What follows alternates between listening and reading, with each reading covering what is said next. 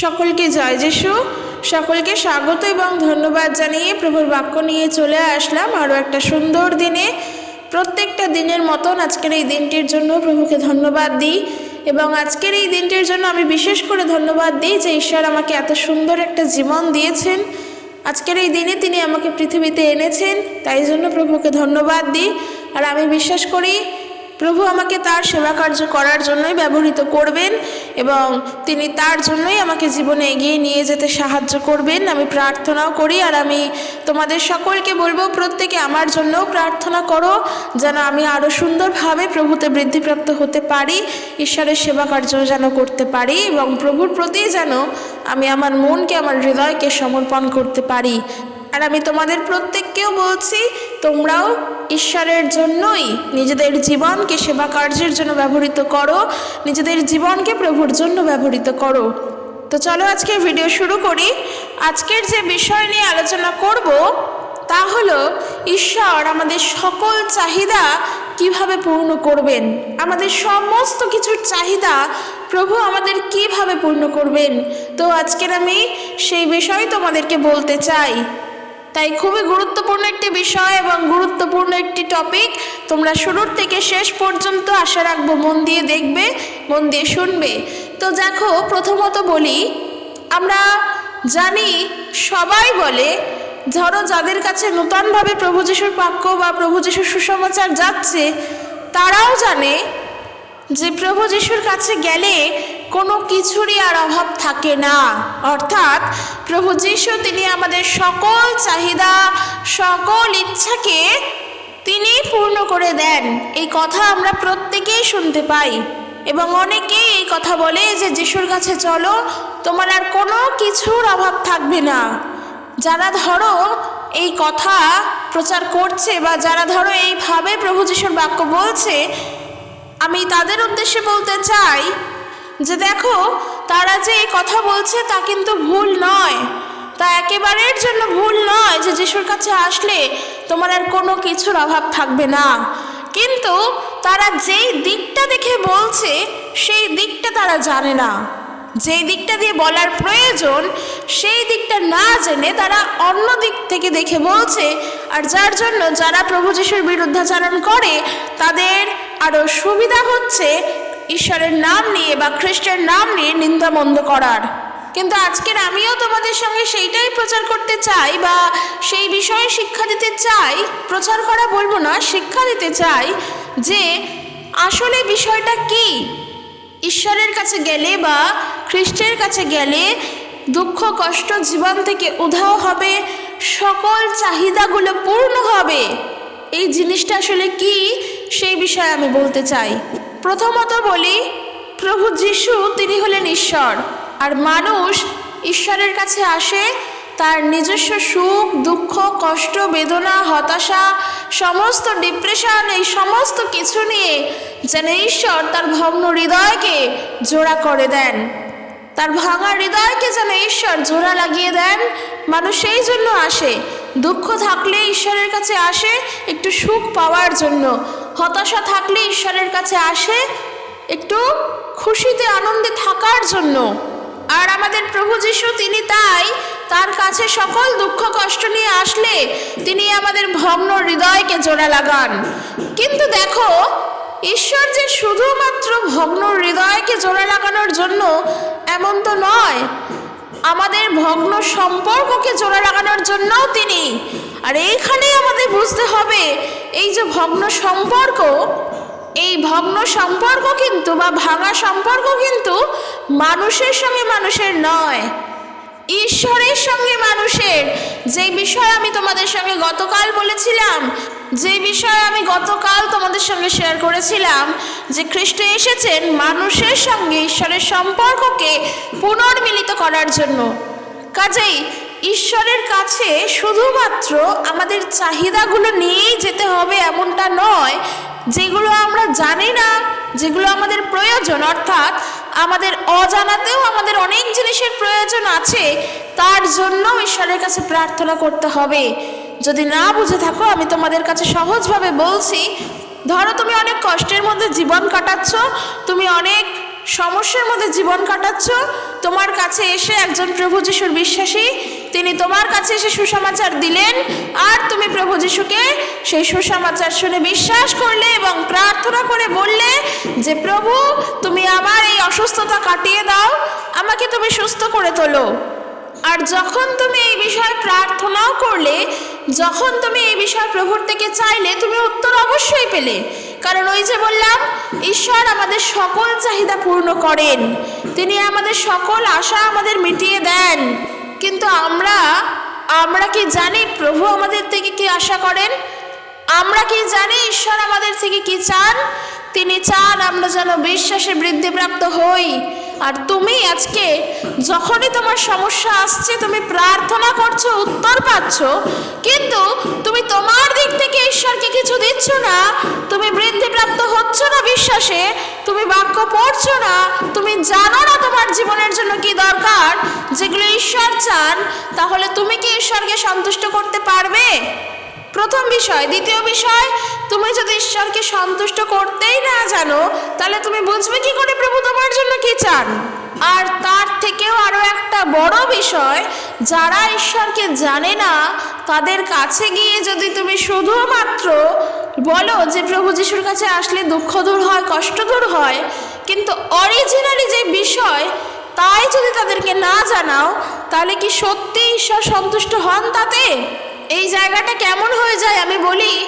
প্রভু যিশু এই পৃথিবীতে আসলেন, তিনি তোমার দুঃখ কষ্টের ভার নিয়েছেন। তার বাক্য বলছে, হে পরিশ্রান্ত ভারাক্রান্ত লোক সকল, আমার নিকটে আইসো, আমি তোমাদিগকে বিশ্রাম দিব। প্রভু এই বাক্য আমাদেরকে বলেছেন, তার জন্য আমরা আমাদের সমস্ত দুঃখ কষ্টের ভার প্রভুর উপরে রাখবো।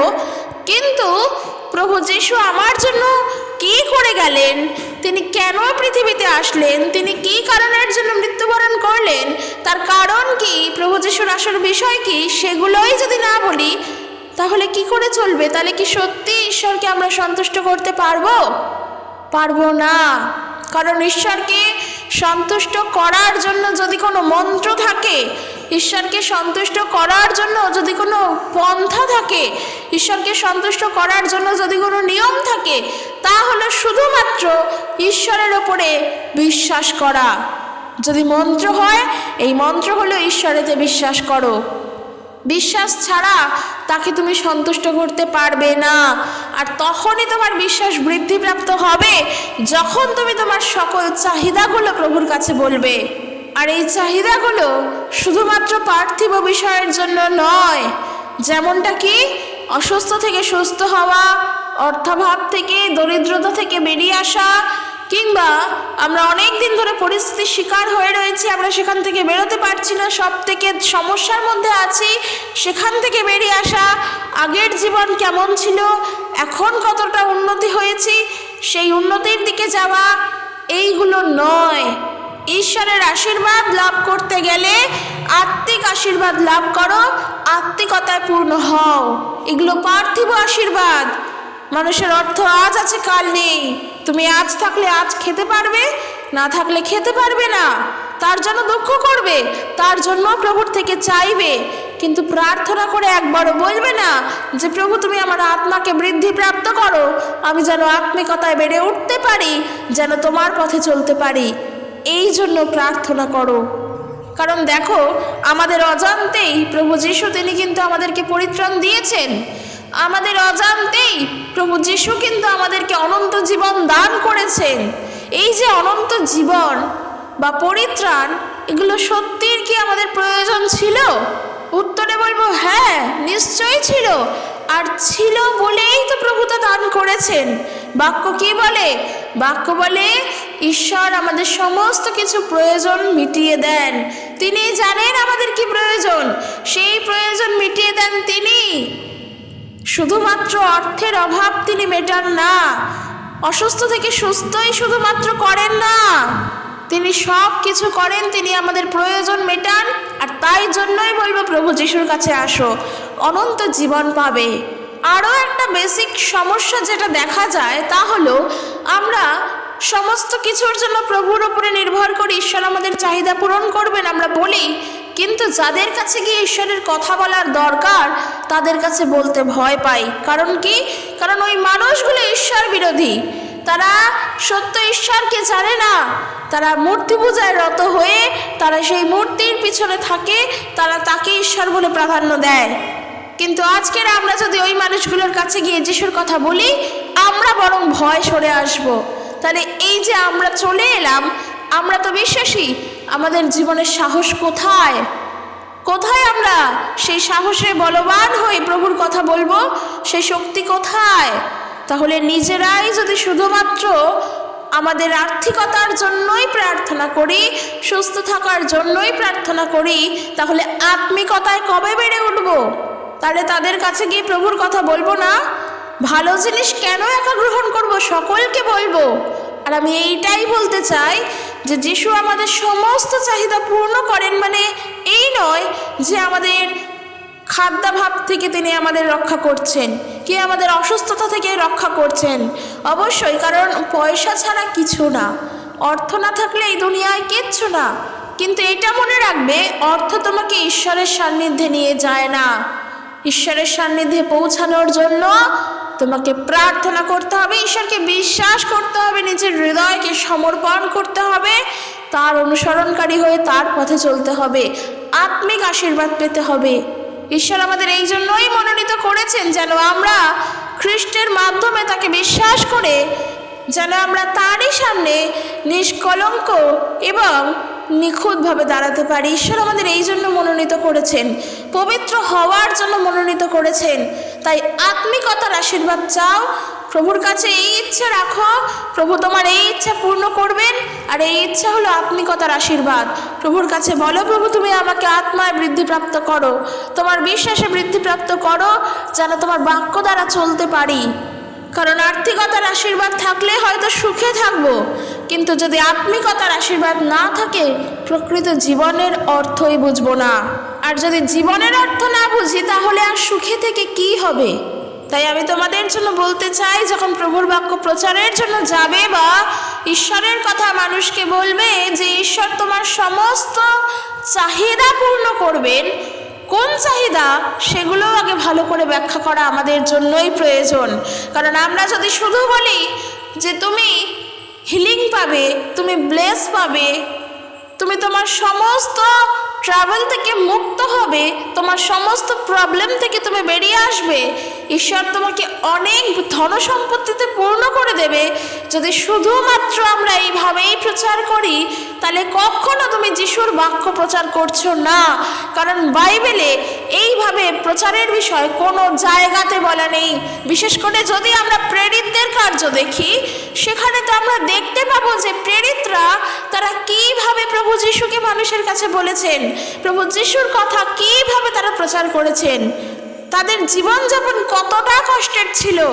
তারা না খেয়ে না ঘুমিয়ে, সাধু পৌল তার জীবনে দেখো, তিনি না খেয়ে, তিনি বলছেন আমি না খেয়ে না ঘুমিয়ে কারাগারে অনাহারে থেকেও প্রভুর কার্য করেছি, মারমুখী জনতার সামনে পর্যন্ত পড়েছি, আমাকে নির্যাতন সহ্য করতে হয়েছে, কিন্তু এইসব করা সত্ত্বেও আমাদের জীবনের পবিত্রতা, জ্ঞান, ধৈর্য, স্নেহ, মমতা, পবিত্র আত্মা, প্রকৃত ভালোবাসা ও সত্যের প্রচার দ্বারা এবং ঈশ্বরের পরাক্রমের দ্বারা কিংবা আক্রমণের দ্বারা কিংবা আত্মরক্ষা উভয় ক্ষেত্রেই সদাচারের অস্ত্র ব্যবহার করে আমরা প্রমাণ দিয়েছি যে আমরা ঈশ্বরের সেবক।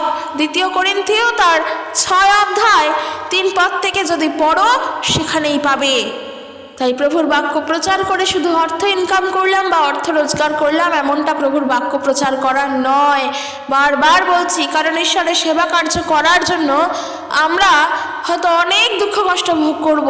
যারা সত্যভাবেই প্রভুর সেবা কার্য করছে অনেক কষ্ট ভোগ করছে, কিন্তু দেখো তারপরেও তারা নিজেদের জায়গায় নিজেরা স্থির, তারা সরেনি, ধৈর্য ধরেছে প্রভুর ওপরে, সরে আসেনি সেই জায়গা থেকে, ঈশ্বরের প্রকৃত ভালোবাসা থেকে। এরমভাবে জীবন কাটাতে হবে। তাই এজন্যই বলছি, আমরা যখন প্রেরিতদের কার্য দেখব, তাদের জীবনেই দেখতে পাবো যে তাদেরও তো নিশ্চয়ই সকল চাহিদা ছিল, তারাও তো মানুষ, তাদেরও তো ইচ্ছা হতো একটু সুখে থাকি, ভালো থাকি, একটু ইনকাম করি, একটা সুন্দর ঘর বানাই। কিন্তু দেখো তারা কিন্তু তা করেনি। এই যে পৌলের কথাই চিন্তা করো, তিনি কিন্তু একবারের জন্য সেই চিন্তাই করেনি, কারণ সে জানে ঈশ্বরের প্রকৃত প্রেম কি।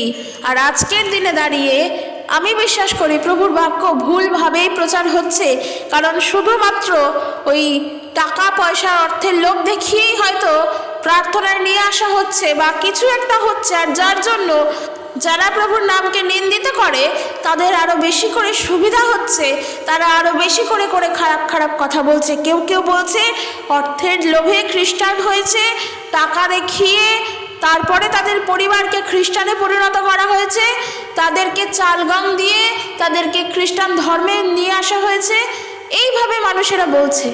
কিন্তু তারা কেন বলছে? নিশ্চয়ই কিছু ভুলভাবে বলা হয়েছে বলে তারা বলছে। তাহলে আজকের যদি আমরা সত্য প্রচারকে বন্ধ করে ভুল প্রচার করি, তাহলে তো মানুষের সুবিধা হবেই প্রভুর নামকে আরো ভুল বলার জন্য। সেই কারণের জন্যই বলি আমি বারবার যে একজন বিশ্বাসীর দ্বারা ঈশ্বরের গৌরব যেমন হয়, একজন বিশ্বাসীর দ্বারা ঈশ্বরের নিন্দাও হয়। একজন সুসন্তানের জন্য তার পিতামাতার মুখ উজ্জ্বল হয়, একজন কুসন্তানের জন্য তার পিতামাতার মুখ সবার থেকে নিচু এবং নত হয়ে যায়। একজন প্রকৃত সন্তান হয়ে আমাদের কর্তব্য আমাদের পিতামাতার মুখ উজ্জ্বল করা, কখনোই তাদেরকে নত করা নয়। আর যদি নিজেকে ঈশ্বরের সন্তান বলে দাবি করো, যদি যিশুকে বিশ্বাস করো তিনি তোমার মুক্তিদাতা, তাহলে তোমার তো আগে প্রয়োজন ঈশ্বরের মুখ উজ্জ্বল করা, তার গৌরব তার মহিমা করা। আর পৌল সেই কথাই বলছেন যে এত কিছুর পরেও আমরা কিন্তু সেই জায়গা থেকে সরিনি, যা পবিত্র, যা ঈশ্বরের প্রকৃত ভালোবাসা, সেই জায়গা থেকে আমরা নড়িনি। কাজেই একজন বিশ্বাসী হয়ে আর একজন বিশ্বাসীকে বলতে চাই, জীবনে ঝড় ঝাপটা যতই আসো প্রভুর হালকে ছেড়ো না। প্রভুকে যখন ধরেছ শেষ পর্যন্ত স্থির থাকো, কারণ এই সময়ের মধ্যেই অনেক কষ্ট আসবে, অনেক দুঃখ আসবে, খালি প্রভুর ওপরে নির্ভর করবে। হ্যাঁ, ওই যে বললাম, যখন তুমি বুঝবে প্রকৃতভাবে বিশ্বাসের জীবন কেমন, তখন দেখবে তুমি অদ্ভুতভাবেই অটোমেটিকভাবেই তোমার সব কিছুর জন্য প্রভুর ওপরে নির্ভর করছো। তার মধ্যে আর্থিকতাও রয়েছে, তার জন্য প্রভুই তোমাকে দেবেন, এই বিশ্বাস তুমি প্রভুতে রেখেছো। কিন্তু তোমাকে শুরুতে বুঝতে হবে যে প্রভু যিশু শুধুমাত্র আর্থিকতার জন্য নয়, তিনি আত্মিকতার জন্য। এই বিষয়টা আগে বুঝতে হবে। আমরা যদি প্রেরিতদের কার্য তার 2:14 থেকে দেখি পিতরের বক্তব্য, পিতর 11 জন প্রেরিতদের সঙ্গে উঠে দাঁড়িয়ে জোর গলায় তাদের উদ্দেশ্যে বললেন, হে আমার ইহুদি ভাইয়েরা, আজ জেরুজালেমের যত লোক বাস করেন তাদের সকলের উদ্দেশ্যে বলছি বলে দেখো পিতরের বক্তব্য রয়েছে। আর সেখান থেকে আমরা 38 পদে দেখব, পিতর তাদের বলছেন, আপনারা মন ফিরান আর প্রত্যেকে পাপের ক্ষমার জন্য যীশু খ্রিস্টের নামে বাপ্তাইজিত হন, তাহলে আপনারা দান রূপেই পবিত্র আত্মা পাবেন। কারণ এই প্রতিশ্রুতি আপনাদের জন্য, আপনাদের সন্তানদের জন্য, আর যারা দূরে আছে তাদেরও জন্য। আমাদের ঈশ্বর প্রভু তার নিজের কাছে যাদের ডাকছেন তাদের সকলের জন্য এই দান। কোন দান? পবিত্র আত্মার দান। তাই বলছি, আমরা প্রত্যেকেই কিছু না কিছু পেতে চাই, আর এই পাওয়াটা সবসময় মাথায় রাখবে। ঈশ্বর তোমাকে অনুগ্রহ দান করেছেন, ঈশ্বর তোমাকে পবিত্র আত্মা দান করেছেন, এর থেকে বড় দান আর কিছু হতে পারে না। তাই প্রত্যেক বিশ্বাসীর কাছে বলছি, যখন প্রচার করার জন্য প্রভুর বাক্য বলতে যখন যাবে, তখন আগে বলবে ঈশ্বর আমাদেরকে অনুগ্রহ দান করেছেন, তিনি ক্ষমা করেছেন, আর তিনি তার পবিত্র আত্মাকে দান করেছেন। আর্থিকতার দান তো অবশ্যই আছে, প্রভু তো তা দেবেন, ওটা তো কম্পালসারি, ওটা তিনি জানেন, ওটা দরকার, ওটা দেবেন। কিন্তু মানুষ জানে না পবিত্র আত্মার বিষয়, অনুগ্রহের বিষয়, সেগুলো মানুষকে জানাতে হবে। আর দেখো, পিতর যখন প্রচার করছেন অত মানুষের কাছে, তখন তারাও কিন্তু তা শুনেছেন এবং বিশ্বাস করেছেন। কারণ এর পরে বলছে, পিতর তাদের আরও অনেক কথা বলে সমাধান করে দিলেন। তিনি তাদের অনুনয়ের সুরে বললেন, বর্তমানকালের মন্দ লোকেদের কাছ থেকে নিজেদের বাঁচান। যারা পিতরের কথা গ্রহণ করলেন তারা বাপ্তিস্ম নিলেন। এর ফলে সেই দিন কম বেশি 3000 লোক খ্রিস্ট বিশ্বাসী বর্গের সঙ্গে যুক্ত হলেন। বিশ্বাসীরা প্রায় একত্র হয়ে মনোযোগের সঙ্গে প্রেরিতদের শিক্ষা গ্রহণ করতেন। বিশ্বাসীবর্গ নিজেদের মধ্যে সব কিছু ভাগ করে নিতেন এবং একই সঙ্গে আহার ও প্রার্থনা করতেন। কত সুন্দর তখন বিশ্বাসীদের জীবন ছিল। নিজেদের মধ্যে সব কিছু ভাগ করে নিতেন, একসঙ্গে আহার করতেন। আর আজকের দিনের বিশ্বাসীদেরকে দেখো, নিজেরটা গোছানোর জন্যই আমরা প্রভুর প্রচার করছি। কী প্রচার করছি? যিশু তোমাকে অর্থ বলে স্ট্রং করবে, যিশু তোমাকে আর্থিকতায় সুস্থ করবেন, অসুস্থতায় সুস্থ করবেন, আর আমরা এই করে করে মানুষের মন জয় করছি। কিন্তু এই যে পিতর, তিনি তো ওই অত মানুষের সামনে দাঁড়িয়ে বলতে পারতেন যে তোমাদের যা সমস্যা প্রভু যিশু তা দূর করবেন, প্রভু যিশুর কাছে আসো। পিতর কিন্তু একবারের জন্য সেই কথা বলেনি। কি বলেছেন? মন ফিরাও, বাপ্তিস্ম গ্রহণ করো, পবিত্র আত্মা তোমরা পাবে, কারণ ঈশ্বর পবিত্র আত্মা দেবেন এই প্রতিশ্রুতি তিনি দিয়েছেন, প্রভু যিশু তা দিয়েছেন। আর সেখানে অনেক বিশ্বাসীরা প্রায় বলেই দিচ্ছে বাক্যে, কম বেশি 3000-এর মতন বিশ্বাসীরা খ্রিস্ট বিশ্বাসীদের বর্গের সঙ্গে যুক্ত হয়েছেন, অর্থাৎ বিশ্বাসী হয়ে উঠেছে। 3000 মানুষ, 1-2 জন মানুষ না, 3000। একবার কল্পনা করে দেখো। সত্যি প্রভুর বাক্য প্রচার করায় আজকের বোধহয় আমাদের ভুল হয়ে যায়। আমরা শুধু বলি, আমরা শুধু প্রার্থনার জন্য ফোন করি, এই প্রার্থনার জন্যই যেন আমরা সুস্থ হই, যেন আমরা আর্থিকভাবে সুস্থ হই, অসুস্থতায় সুস্থ হই। শুধুমাত্র এর জন্যই একে অপরকে ফোন করে বলি আমার জন্য প্রার্থনা করো। কিন্তু একবারও নিজেরা প্রভুর কাছে এইটা প্রার্থনা করার জন্য বলি না যে প্রভু আমার সমস্ত স্বভাবগুলোকে তুমি, সমস্ত ভুল জিনিসগুলোকে তুমি সরিয়ে দিয়ে ভালো জিনিস, ভালো স্বভাবে আমাকে পরিণত করো, তোমার বাক্যের দ্বারা যেন চলতে পারি। তা আমরা বলি না। ভাড়া বাড়িতে থাকি, একটা ঘর পাওয়ার জন্য প্রার্থনা করি। আমি বলছি না এগুলো খারাপ, এগুলো দরকার, প্রয়োজন, এগুলো ঈশ্বর এগুলো জানেন, এগুলোর জন্য মুখ ফুটে বলার দরকার নেই। যদি তোমার পরিবারে তুমি একা বিশ্বাসী হও, তাহলে প্রার্থনা করো যেন তোমার পুরো পরিবার প্রভুকে জানতে পারে। প্রার্থনা করো তারা যেন মন পরিবর্তন করে, তারা যেন ঈশ্বরের সত্যকে জানতে পারে। আমরা সেগুলো যদি না করি, সেগুলো একজন বিশ্বাসী হয়ে আমরা ভুল করছি। আমি ইয়োবের জীবন থেকেও শিক্ষা গ্রহণ করি। ইয়োব, তিনি এতই ধার্মিক ছিলেন, তিনি প্রার্থনা করতেন প্রভুর কাছে। ইভেন তিনি তার ছেলেরা ভুল করছে কিনা সেটা জানেও না, সে এটাও জানে না যে তার ছেলেরা মনে মনে ঈশ্বরকে জলাঞ্জলি দিচ্ছে কিনা, সে কিছুই জানে না। কিন্তু তারপরেও সে ছেলেদের নাম করে প্রত্যেক দিন ঈশ্বরের কাছে একটা বলি দিতেন, যাতে তার ছেলেরা পাপ না করে ঈশ্বরের বিরুদ্ধে।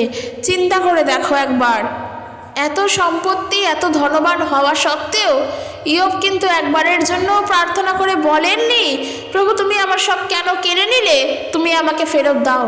তার তো প্রচুর ছিল। বরং সে এমন বলেছেন যে আমি সর্বদাই ঈশ্বরের চাওয়া পথে জীবন ধারণ করেছি, আমি কখনো ঈশ্বরকে অনুসরণ করা থেকে বিরত হইনি, আমি সর্বদাই ঈশ্বরের নির্দেশ মেনে এসেছি। আমি আমার খাবারকে যত না ভালোবাসি, তার থেকে বেশি বেশি ভালোবাসি ঈশ্বরের মুখনিসৃত বাণী। ইয়োব তার 23-12 যদি পড়ো, সত্যি আমাদের এখান থেকে শিক্ষণীয় বিষয়, শিক্ষা নেওয়ার বিষয়। ওই জন্য বলছি প্রভু যিশু আমাদের সকল চাহিদা পূর্ণ করেন। তার মানে তোমার আত্মিকতার সকল চাহিদা পূর্ণ করেন। তোমার পাপের ক্ষমা যিশুর কাছেই পাবে। প্রভুর কাছে এসে নিজের ভুলের জন্য ক্ষমা চাও। তোমার মন অশান্ত, প্রভুর কাছে আসো, কারণ প্রভু যিশু হলেন শান্তির রাজা। তার নিজস্ব শান্তি তিনি আমাদের দান করেছেন। আজকের তুমি চিন্তা করছো যে আমার মৃত্যুর পর কি হবে, আমাকে কি করে কি করা হবে। প্রভু যিশুকে বিশ্বাস করো, যদি বিশ্বাস করে তাকে গ্রহণ করো, তিনি তোমার পরিত্রাতা হিসেবে তাকে স্বীকার করো, তুমি অনন্ত জীবন পাবে। ঈশ্বর আমাদের এই সকল চাহিদা পূর্ণ করেন, কিন্তু আমরা এই সকল কিছু চাইতেই জানি না। আমরা জানি না এগুলো আমাদের প্রয়োজন। আর সব থেকে বড় বিষয়, মানুষ তো আজকে ঈশ্বরকেই জানে না। এর থেকে বড় দুঃখের বিষয় আর কি হতে পারে। মানুষ তো আজকে মূর্তিকে বিশ্বাস করে তাকে ঈশ্বর বলে তার পূজা করছে। তারা জানেও না যে তারা কি ভুল করছে, তাদের পাপ কাজ কোনগুলো, তারা কি পাপ করছে। কিন্তু পাপের বিষয় বলতে গেলে তারা বলবে আমরা পুণ্য করছি, আমরা গরিবদের সাহায্য করছি, কিংবা আমরা 10টা গরিব মানুষকে খাওয়াচ্ছি, আমরা এই সব কিছু করছি, কিন্তু সত্যি এই কাজগুলো করে কখনো পুণ্য অর্জন করা যায় না। এই সমস্ত সেবা কার্য করে কখনোই ঈশ্বরের সান্নিধ্যে আসা যায় না। ঈশ্বরের কাছে আসতে গেলে আগে নিজেকে পবিত্র হতে হবে, কারণ বাক্য বলছে, শাস্ত্র বলছে, প্রভু বলছেন আমি পবিত্র, তাই তোমরাও পবিত্র হও। ঈশ্বর হলেন পবিত্র, তার কাছে আসার জন্য নিজেকে পবিত্র হতে হবে। আর নিজেকে পবিত্র করার জন্য সেই পবিত্রতমের রক্তেই নিজেকে সূচীকৃত করতে হবে, আর সেই রক্ত হলো খ্রিস্টের রক্ত। তাই তাকে বিশ্বাস করে তাকে গ্রহণ করতে হবে যে সেই আমার পবিত্রতা। এইগুলো আমাদের এই সমস্ত দাবিগুলো ঈশ্বর পূর্ণ করেছেন। আমাদের বিশ্বাস আগে অপূর্ণ ছিল, প্রভু তা পূর্ণ করেছেন। আমরা বলি প্রভু আমাদের শূন্য জায়গা, শূন্য স্থানকে পূর্ণ স্থান করেন, অর্থাৎ শূন্য জায়গাকে, খালি জায়গাকে পূর্ণ করেন। হ্যাঁ বিশ্বাসী ভাই বোনেরা, আমরা আগে জানতাম না অনন্ত জীবন কি, আমরা জানতাম না ঈশ্বর কে, আমরা জানতাম না পাপ কাজ কোনটা আর কি করে পাপ থেকে বেরিয়ে আসতে হয়, আমরা জানতাম না ক্ষমা কিভাবে পাওয়া যায়, আমরা জানতাম না ঈশ্বরের অনুগ্রহ কি, আমরা এগুলো কিচ্ছু জানতাম না। আমরা জানতাম না কি করে ঈশ্বরের হস্তে নিজেকে সমর্পণ করতে হয়। কিন্তু যখন থেকে প্রভু যিশুকে জানলাম, এগুলো জানতে শিখলাম। ধার্মিকতা কি, আত্মিকতা কি, এই সমস্ত অপূর্ণ জিনিস প্রভু আমাদের পূর্ণ করেছেন। এর জন্য ঈশ্বরকে ধন্যবাদ দিই। আর তার পাশাপাশি তো অবশ্যই আছে, তুমি ধন সম্পদে পূর্ণ হতে চাও, ধন সম্পদে পূর্ণ হওয়া বলবো না, যেটা প্রয়োজন সেইটা, অর্থ কিংবা বেঁচে থাকার জন্য খাদ্য, বস্ত্র, বাসস্থান, এই জিনিসগুলো, এগুলো ঈশ্বর দেবেন, এগুলো ঈশ্বর দেন। তিনি আমাদের এই জায়গার থেকে কখনোই ছেড়ে দেন না, প্রভু এগুলোও দান করেন। কিন্তু আমাদের মনে রাখতে হবে, যখন প্রভুর বাক্য প্রচার করব বা প্রভুর বাক্যের জন্য মানুষের কাছে যাব, ঈশ্বরের সেবা কার্য করার জন্য মানুষের কাছে যাব, তখন অবশ্যই অর্থ সম্পর্কে তাদেরকে বলবো না, কারণ ঈশ্বর অর্থের জন্য নয়, অর্থ ঈশ্বরের জন্য নয়। ধন আর ঈশ্বর কখনোই এই দুইয়ের দাসত্ব তুমি করতে পারবে না। প্রভুর বাক্য বলছে, দেখো যেখানেই ধন সেখানেই তোমার মন থাকবে, তাই মন ঈশ্বরের হস্তে রাখো। মন যেন প্রভুর কাছে থাকে, ধনের দিকে যেন না থাকে, সেই দিকটা ছেড়ে দাও।